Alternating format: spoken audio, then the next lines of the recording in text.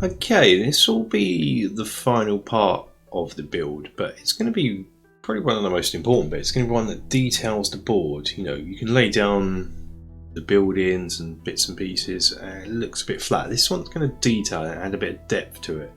There's also one we're going to, in battle companies you have objectives, so you're going to need some objective markers. We're going to look at building those as well.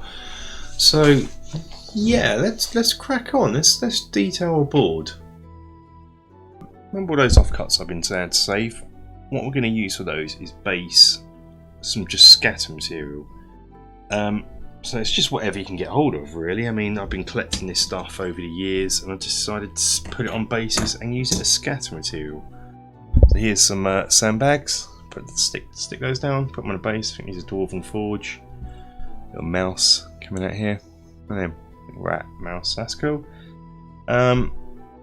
These are a mixture of things, some crates, a sandbag, a bit of rope, and this book I think comes from a old Warhammer sprue. Put that together. I mean, it's not just putting down individual pieces, it's putting down different bits to make it look a bit more realistic. Here's some barrels, you know, an abandoned city is going to have things like this in. Left over from the looting, I guess. Here's from Dwarven Forge, some old pots, broken, chipped, cracked. And this tells, kind of like this bit to me. This way you can get the your boards to come alive with little bits like this. I mean, I'm going to be using these on free boards and so forth. So, as well as this, so you can have things like this where there's a plough up against some grain, bags of grain. It just sort of tells, these bits you're going to tell a story about the inhabitants of the town or the area. Milk churns, bucket, little barrel, sack. Brilliant. So what I'm going to do here is got some more. So this comes from Tom Aurelian.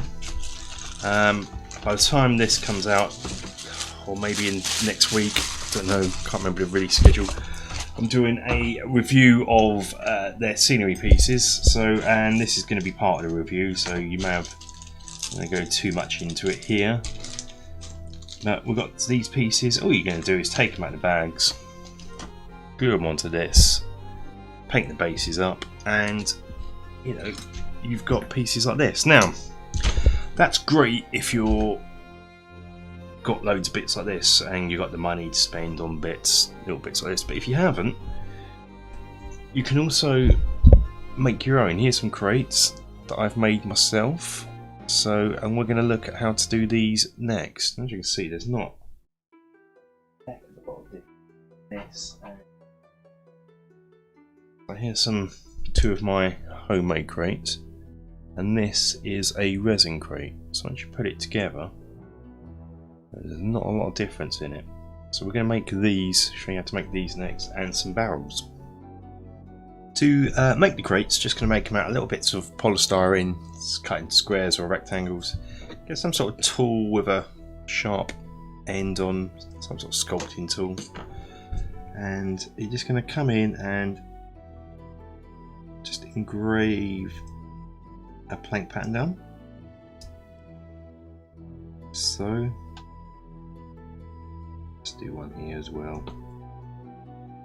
Side. A smaller one, maybe come in and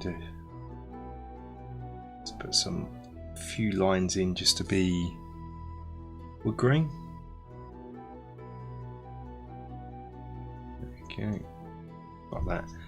I get a strip of card, cut to a really thin strip, and just put it around, and then snip it off where you don't need it. Do the same for the other end.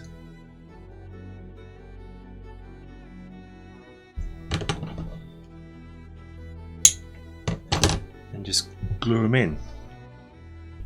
This is where it can get real messy real quick, because it's such a small strip we're doing.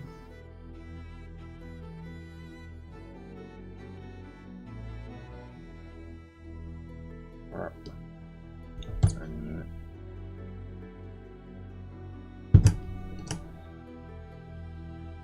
just want to hold it in place while it dries. But that's the general idea of it. So you just leave that to dry, and that'll be your chest, and you just paint that up brown. So that's your chest. Now, what about barrels? Actually, actually, before we go to the barrels, just so if you've got a bigger cube, what you can do is, the only difference is instead of just doing lines, draw a little small square in between, and do that all the way around. Just mix it up, just so it looks like a box crate kind of thing. Now we're going to do barrels, right? So we're going to get rid of that. It'll take, with barrels, get some piece of dowel, and just going to chop a little bit off the end. Say 3/4 of an inch, half inch, 3/4 of an inch. And then what you want to do is get some sandpaper. You just want to sand the top and bottom off at an angle. I'll do this all in screening one take, you can see, because it doesn't take that long to do these. It does not require a whole video or anything to make scenic scats, just a little short bit. But I'd still recommend buying this stuff. I mean, it's okay to make. It's not the greatest. When it comes to terrain building this hobby, I always find there's certain things just worth buying just to save you the time, so you can put your time into better things. But some people like building, going complete whole hog. Anyway, so yeah, that's the top sort of chamfered off. Spend a bit more time if you want. Again, sculpting tool, just going to put lines down the middle like so, running vertically from top to bottom. It needs to be quite deep so they show up. Like so. And then what we're going to do is, again with the strip card, come around, top and bottom.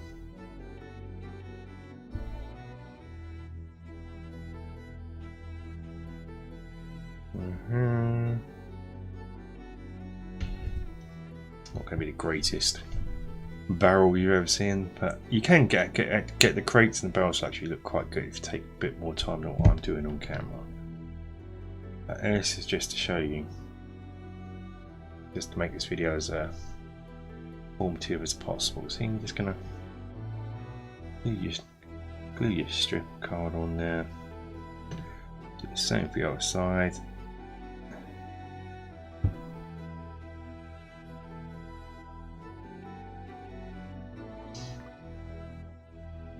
Right, so, and that is your barrel made. To paint these up brown, paint this metallic, and you got a barrel. And this is what your barrels will look like, and your chest will look like painted up. Put on the base. See, these are cheap and quick to make, so if you don't want to buy any, or you want to buy some and maybe add to them, it's an alternative method to get some scatter terrain. So scenic detailing is not just about putting things on a base, you can add things to your building. So this is the blacksmith we built, and I've got some sort of things that would look quite good for a blacksmith type building. Well, there's an anvil, so definitely doing that. So what I'm going to do is, just for now, I'm just going to remove the roof so we can see what we're doing. I was thinking putting the anvil there, maybe chest maybe there, so we can store stuff in. A little stool with a lantern there so we can see what he's doing. Let's have a wheel here that he's made ready to go here, maybe inside there, and the other one resting here, maybe. His axe ready to cut wood. He's just whoever this blacksmith is, just dumped it there so we can get his axe. And he's got a saw as well. We're gonna hang here with glue. Oh, you can't see that because my hand is away. Something like that. So, which we'll do in a minute. So it would end up looking something like that. So let's try and get the light in. Yeah, well, that's worse, isn't it? Let's see if we can. Something like that. There we go. Get the lamp right in shot. Yeah, so something like that.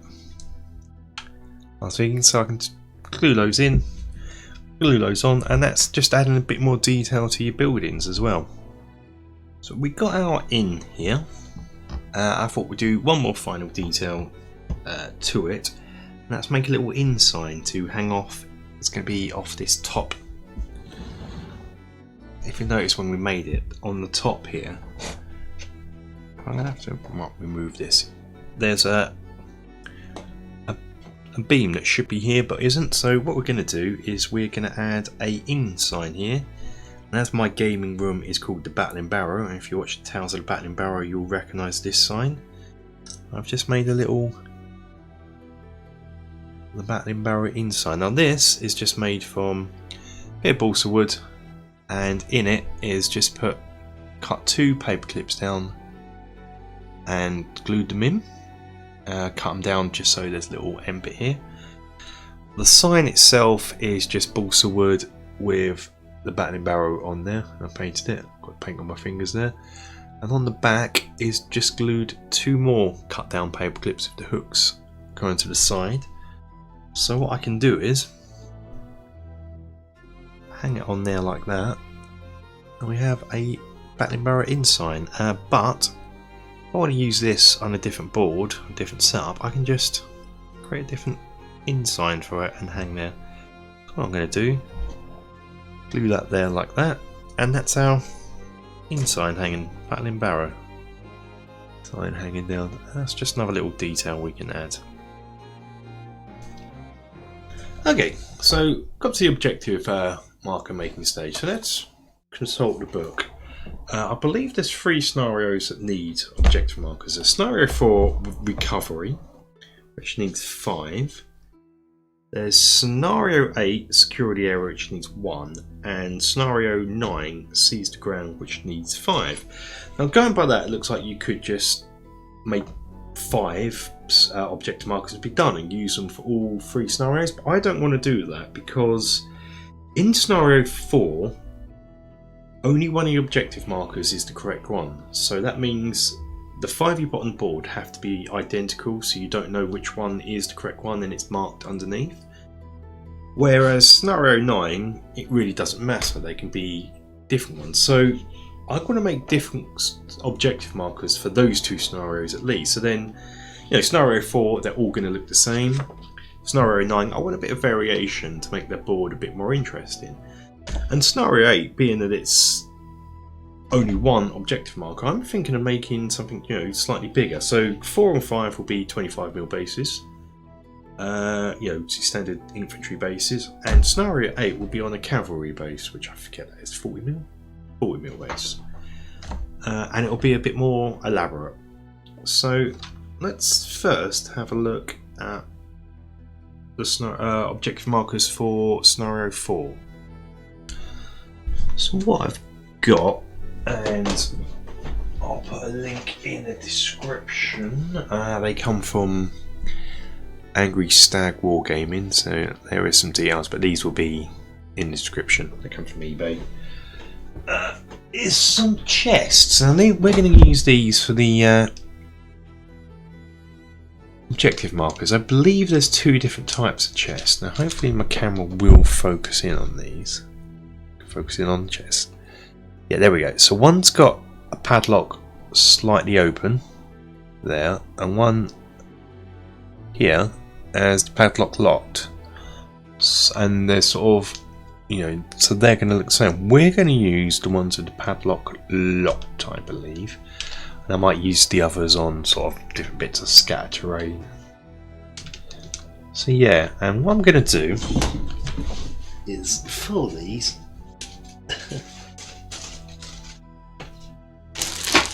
got some Renedra bases, which come... I've done a review of these and I've based my Ministera on them. And what we're going to do is we're going to pop a locked padlock in the middle there on these. And then underneath one, we're going to put something. I don't know what yet. We're just going to paint a little thing. Might just paint a few gold circles to indicate it's gold or something like that. But that's what we're going to do for these scenarios. So I'm going to stick these on, glue them in. And then we can look at... stick those on, paint them even. Then my mind's thinking ahead.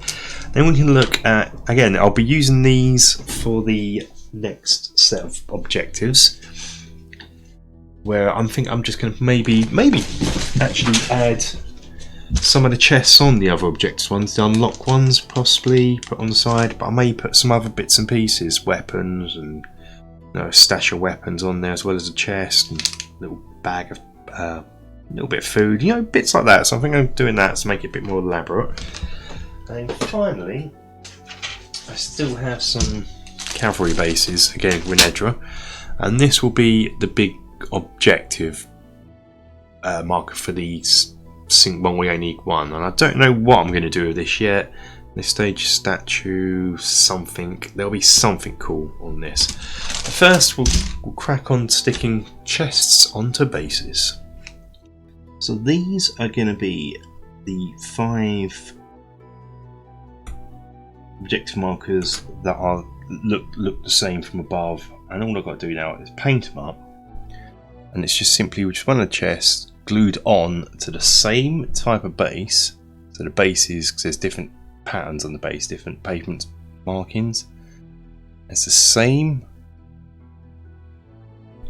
chest, so it's the locked chest on the same pattern base, same design base, and in the same place. So when you put them down, they all look the same. So I'm going to paint them up as chest colour and just underneath put something there to identify that as the correct one. So there's those objective markers. But what I want to do is have another set of 5 for the ones where it's just an objective marker. There's no secret about it. It is just what it is. But for these, I want to make them a bit more interesting visually. So I've raided the bits box. Let's see here. I've just got a shield, sword, and I think this isn't all Lord of the Rings. I mean, that comes from a Warhammer piece, Warhammer Dragon. Same with that sword there. So we've got that with a dwarven shield. And these chests are the ones that are unlocked, so you can actually get in. So there's that. Quite similar here. Similar thing here. Got a sword, bow and arrow quiver, and a shield. So you either get in, you're aiming to get the gold or the supplies, depending on how your battle companies are geared up. I mean, shield here, another quiver, sword. These are just bits and pieces I save over time that I've just raided. This one's quite similar, just different style of shield.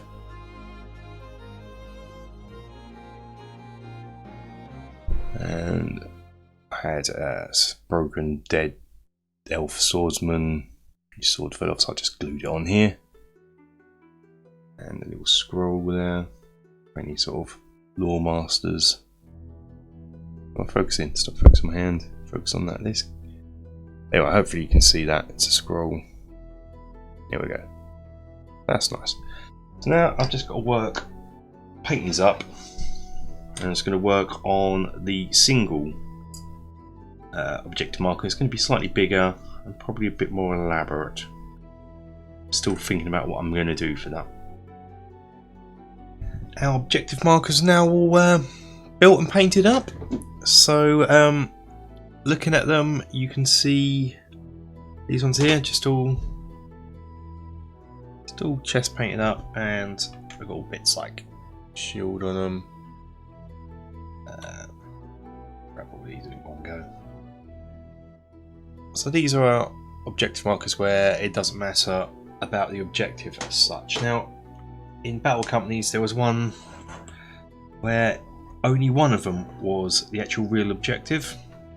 So we painted we made these, and I've painted them up, and as you can see, they all look very similar. So what I've done, and that was fortuitous. On the one that is the objective, for now, I've just put a gold splodge on. I think I'm going to come back to this at some point and maybe do something a bit nicer, but for now, it's just that one is the winner. It's winner, chicken dinner. But when you sort of shuffle them up and shake, you can't really see what one's what. So let's try this again. If I get it again, I'm playing Battle Companies now, and I'm going to win. Yay! See that, guys? I'm playing Battle Companies. Let's do that one more time. Now, if I'm doing this, I'm doing a lottery ticket, and if I win, I'm sharing it out with all my subscribers. Yay! I'm doing a lottery ticket. You're all going to be winners. For our individual objective marker, the bigger one, so you've got a sort of cavalry type size base, I'm going to do a statue, and looking through my bits box, and I come across Elendil. Now, this is, even though it's titles like Mordheim, Fornos, it's sort of more based on Fornos for SVG, but so you can pick whatever model you have laying around. For Mordheim, I guess some sort of Empire model, I guess. But being Elendil's the founder of Arnor and Fornos is the capital of Arnor, I thought this would be a good statue. I was going to use my painted one. This is one of the first models I painted. Not this particular model, but my Elendil that's painted. But I looked at it thinking it's going to be a terrible paint job, but it was alright. So I might go back in time and just touch it up a bit, but I'm not going to paint over it. So I'm going to use this anyway. And in one of the Gothic dungeon accessory molds, you get some bits to make some arches and stuff. And the arches have this little facey top thing, and they have bottom plinth, and then you have some long bits, some short bits. But what I've done is got 4 of each and just glued them together to form.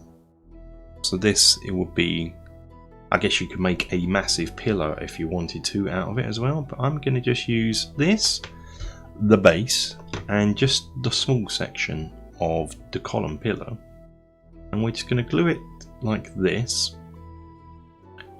to form some sort of plinth, which will then glue onto the base. And then we're going to chop off his slot and just glue him on the top like that, and then just paint it all stone, and that will be the objective marker for the Sony one. Obviously use a bit of scatter terrain if you want it, but that's what my thinking is, so I shall do that now. Right, cool. That's all dry and lovely. Let's take some pliers for this. This isn't out of production, is it? Is it? Who cares? Done it. Too late.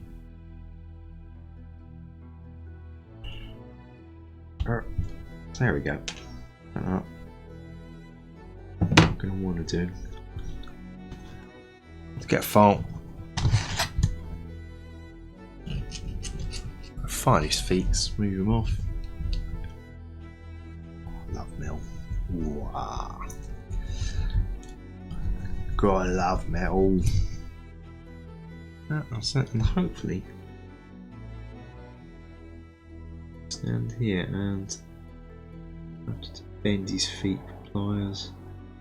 And I'll probably super glue him. What he needs to do is just, his feet just need to be bent down a wee bit so he doesn't lean. Might have been a bit too extreme, but that'll work. That'll work, look at that. There we go. So he stands up on his own anyway without glue. That's what you kind of want. And so we'll glue him on, bit of super glue. Glue this onto the base, leave it all to dry, and then we'll paint it just in the same way we've done any stonework before. And that is the Elendil objective marker. And now he's fell over. And here it all is painted. I actually really like that. That's good. That's your central big objective marker done. So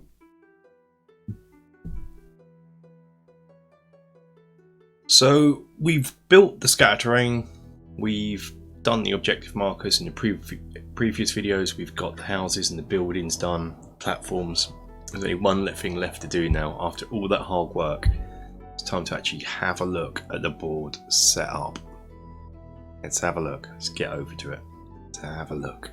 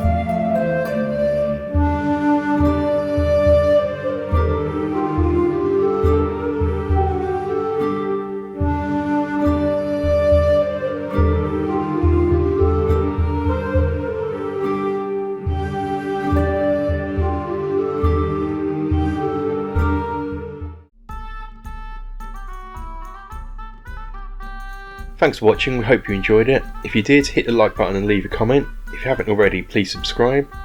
Stick with the channel for many great videos to come.